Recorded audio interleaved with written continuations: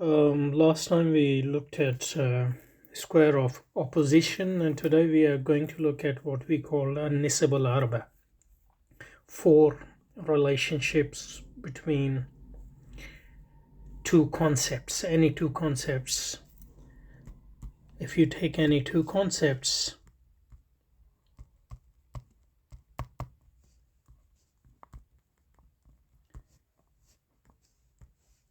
there are always 4 possible relations between them.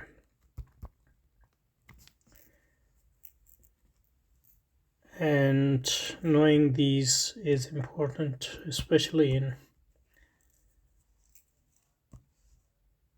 Islamic disciplines. All Islamic disciplines use this terminology. Obviously, basically, it's a terminology from logic and usul al-fiqh. But you will come across it in any subjects because the relationship is between concepts, or we can say meaning.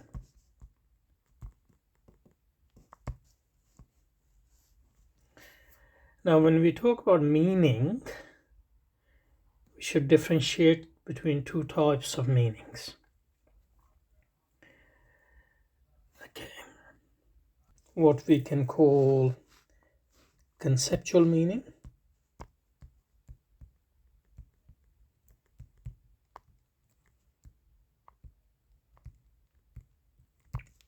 also called connotation,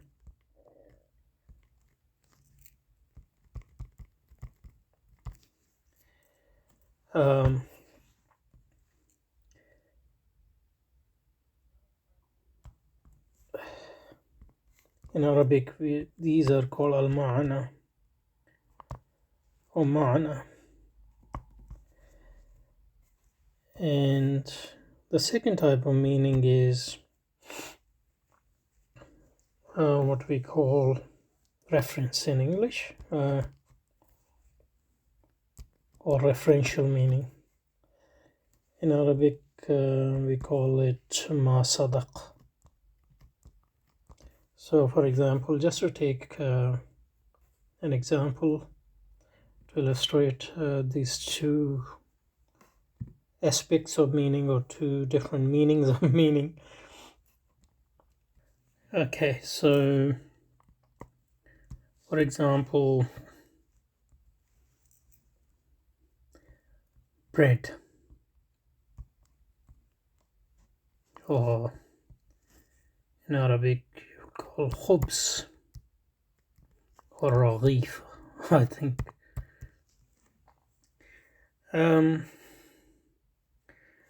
So the conceptual meaning of bread is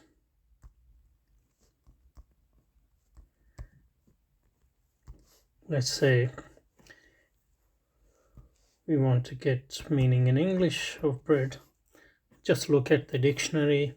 And if you want Arabic, look at Arabic dictionary, that will give you conceptual meaning or connotation. So for example, the dictionary which is in front of me, it says that food, so bread is any food made of flour, water, and yeast, mixed together and baked.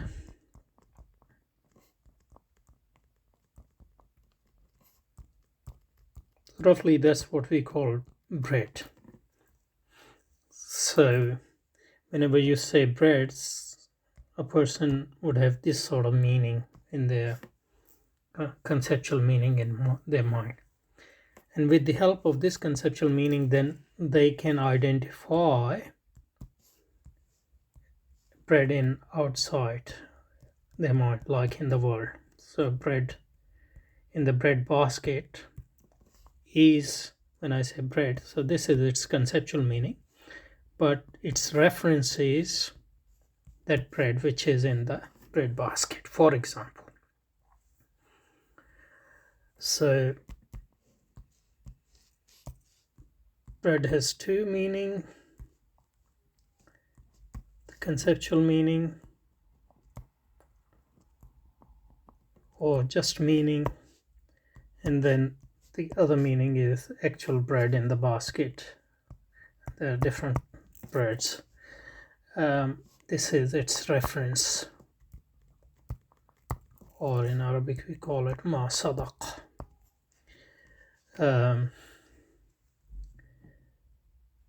And this one just ma'an.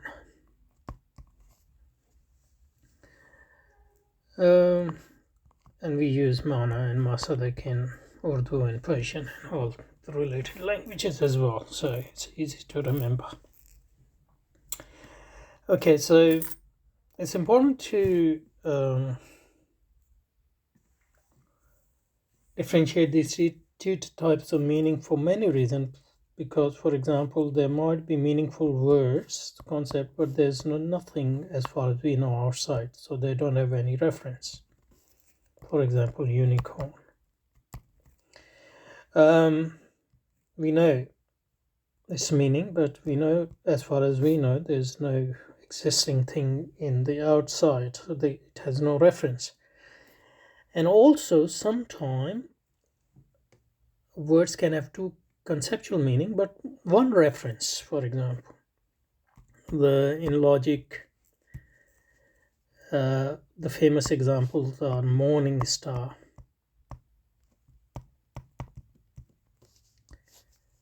and evening stars. Obviously, morning stars refer to a star which people can see in the morning, and evening star which people can see in the evening. So they have different conceptual meaning, two of them.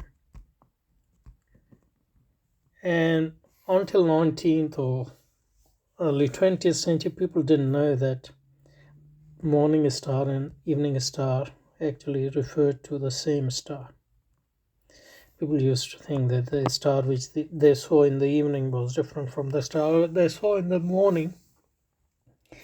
So here we have an example where there are two conceptual meanings, or two different meanings, but one reference. Anyway, so when we say we are talking about four relationship, or النسب الأربع, so this is plural of nisba, which means relation. So if we are talking about four relations, possible relations between two meanings, this meaning we are talking about is mana, or conceptual meaning. And we want to know these four relationships with reference to the referential meaning, that is ma sadaq. So for example, we study the relation between two concepts, or two conceptual meanings.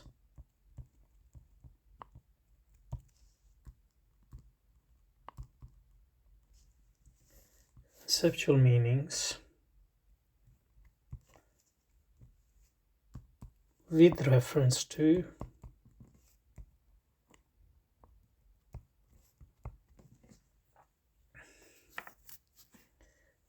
their respective referential meaning, or with reference to their ma sadaq. So mana between two concepts two meanings and their relation to the referential meaning. So for example, so there are four possibilities. So the first possibility is, let's say, man.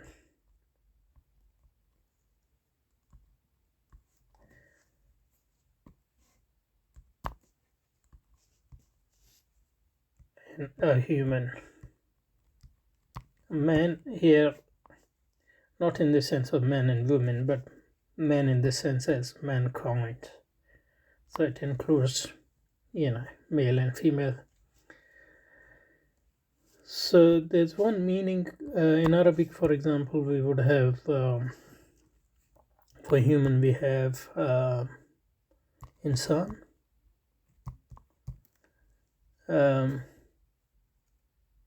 For man, they have, let's say, bashar, or the other way around. So man and humans have their specific meaning, conceptual meaning,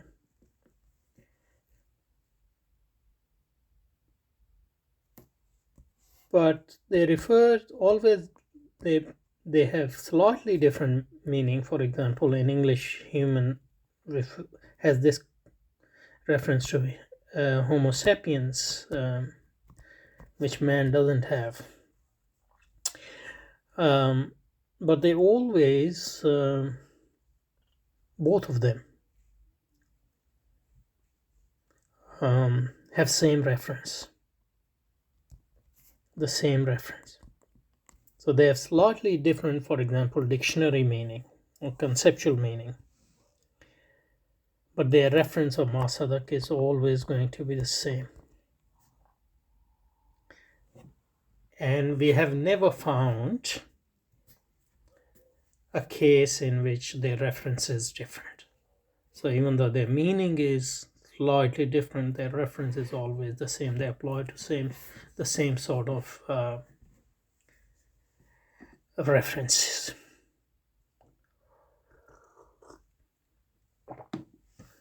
So for example, I'll just give you example from two different languages. So bread and khubz, they have different meaning because they are different words from different languages. So, but the reference is always going to be the same. They refer to something which we eat, and in English we call it bread. In Arabic we call it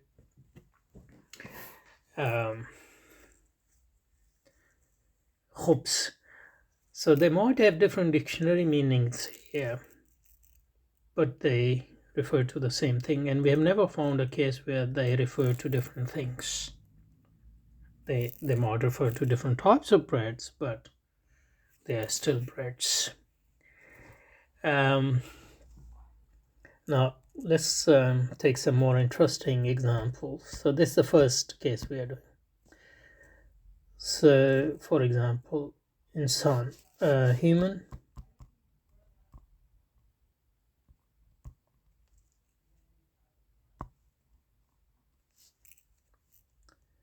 someone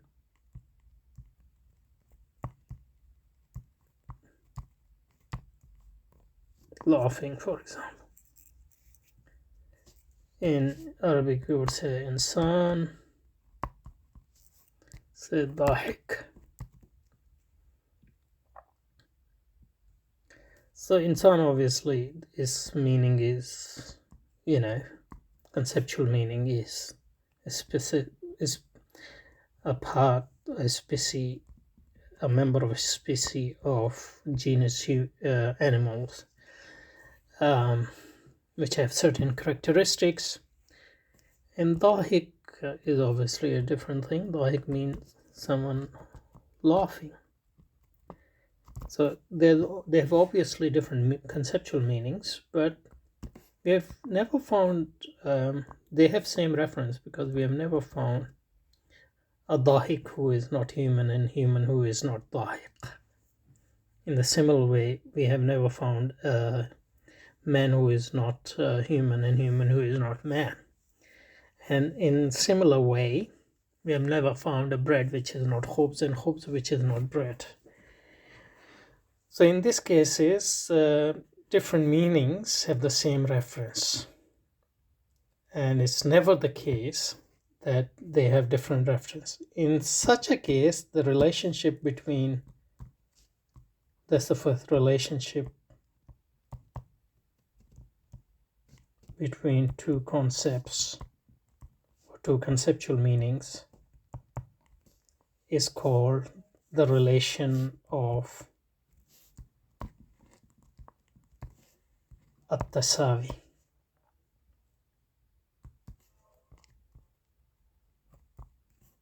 At-tasawi, roughly equality, the relation of equality. That is, although their conceptual meanings are different from each other, they apply to, or they refer to, the same thing, same sort of thing. And it's never the case that they refer to anything different. Their masadak, or their reference, is always the same. That in that case, we say the relationship between two concepts is that of at-tasawi, or that of equality. So that's the first relation. I'll just give you another example of this, and then we'll move on to the second one. This one we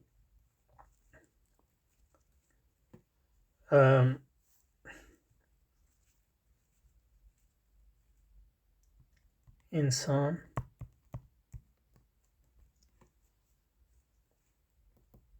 that is human,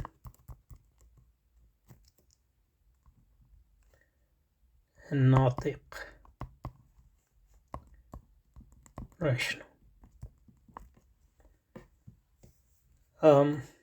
In our logic book, we have these examples, and they think that natiq and insan, obviously insan has a different meaning, natiq has different meaning, conceptual meaning, but they think that the relationship between insan and natiq is that of at-tasawi, quality, because they always refer to the same reference, that is a human being. Meaning, we have never found a human being who is not rational, like capacity wise, and we have never found a rational being which is not human. Obviously, that's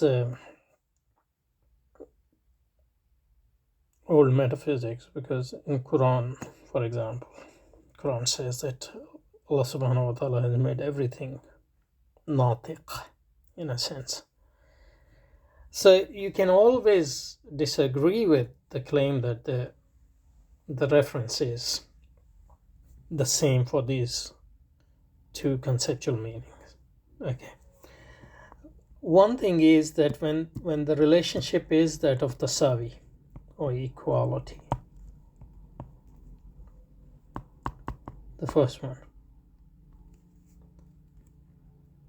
like insan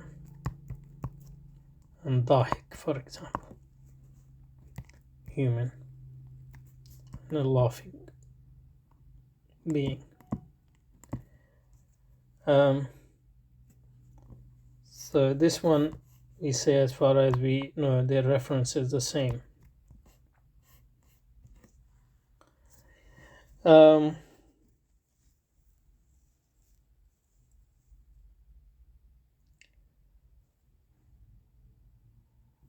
In that case, we can always interchange the subject and predicate of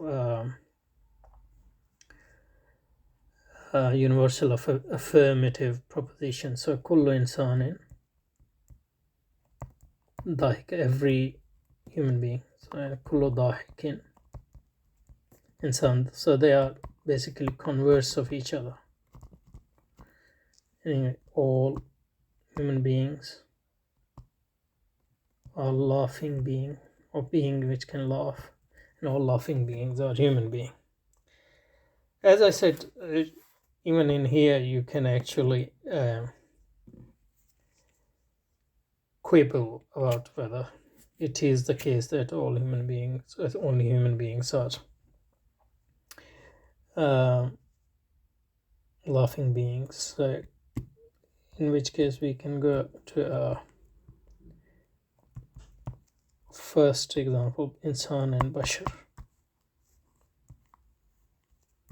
Homo sapiens, you can obviously denote this as well. Bashar, son of Adams, for example. I don't know whether that is oh man. So all Homo sapiens are men. All men are Homo sapiens. Okay, so this is the relation of the sub. Oh, okay, so probably we will do the rest of the three in the next session, inshallah. See you.